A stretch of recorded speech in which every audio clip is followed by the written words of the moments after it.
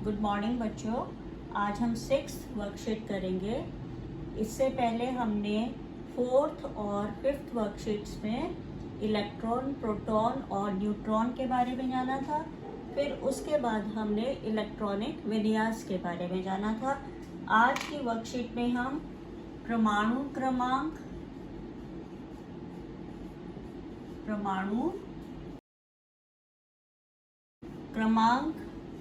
द्रव्यमान संख्या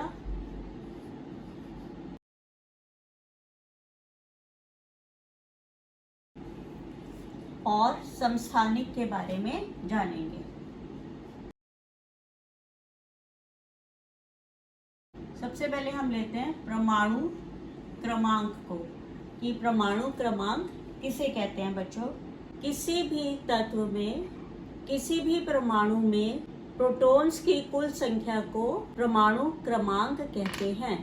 आप सब ये जानते हैं कि किसी भी परमाणु के नाभिक में, ये जो सेंटर है जिसको हमने नाभिक बोला है, नाभिक में परमाणु के प्रोटॉन और न्यूट्रॉन होते हैं। तो इसमें उपस्थित प्रोटॉन्स की संख्या को परमाणु संख्या, प्रोटॉन की संख्या को परमाणु संख्या बोला गया है। और जितने किसी भी परमाणु में जितने प्रोटॉन होते हैं उतने ही इलेक्ट्रॉन होते हैं। जितने प्रोटॉन होते हैं उतने ही इलेक्ट्रॉन होते हैं बच्चों। इसका मतलब जो परमाणु क्रमांक है वो बराबर है प्रोटॉन के, बराबर है इलेक्ट्रॉन के। और इसको बच्चों हम Z, इंग्लिश के Z अक्षर से निरूपित करते हैं। ठीक है, ये हुआ आपका परमाणु क्रमांक। दूसरा है आपका बच्चों, इसके एग्जांपल्स मैं आपको दे देती हूँ कुछ। जैसे सोडियम, आपने पढ़ा था सोडियम में इलेक्ट्रॉन्स 11 होते हैं। सोडियम में फिर प्रोटॉन भी 11 होते हैं। सोडियम में प्रोटॉन भी 11 होते हैं। तो सोडियम का Z कितना हुआ? 11 हुआ। इसी तरह से बच्चों कार्बन में 6 परमाणु होते हैं, तो उसकी Z संख्या क्या हो गई?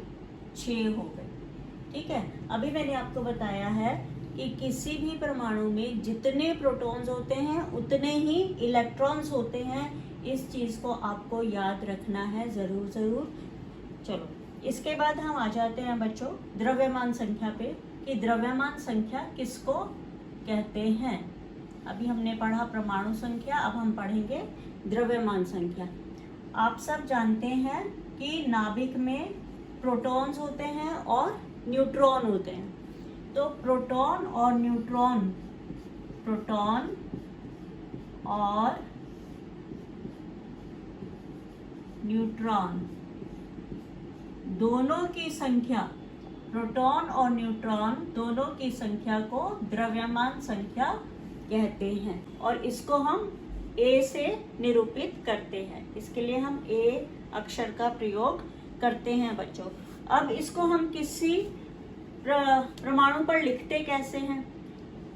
अगर X परमाणु है तो नीचे, इसके नीचे यहाँ पर परमाणु क्रमांक या परमाणु संख्या लिखी जाती है और ऊपर द्रव्यमान संख्या लिखी जाती है। ठीक है बच्चों, मैं सोडियम का उदाहरण आपको बता रही हूँ, जिसमें परमाणु संख्या यानी कि Z कितनी थी? 11 थी। और इसकी द्रव्यमान संख्या होती है 23। द्रव्यमान संख्या कितनी होती है? 23 होती है।